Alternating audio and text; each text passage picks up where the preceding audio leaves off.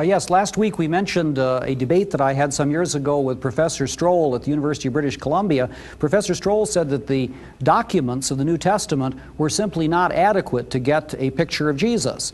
And I offered evidence to show that these documents are the best attested documents of the classical world. I said, if you want to give up Jesus Christ, you first of all got to dump your knowledge of the classical world.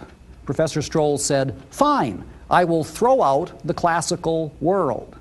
At which point the head of the classics department got up and said, good Lord Avram, not that.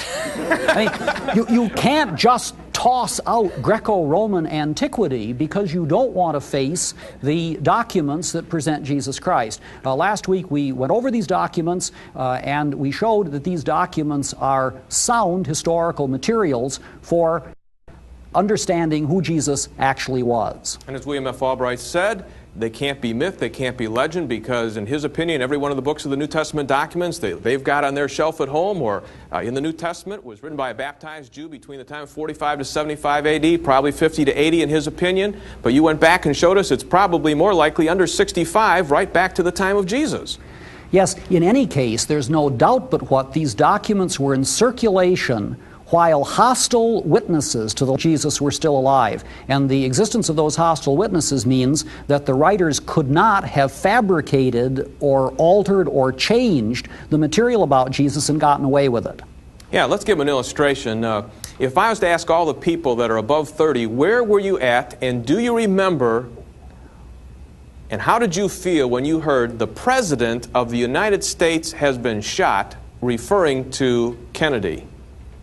Most people can remember where they were at and bring back the very emotion that they had. Do you remember how you felt when you saw Jackie Kennedy coming off the airplane with that blood-splattered dress, or watching the casket go down the streets in Washington, or John saluting at the casket?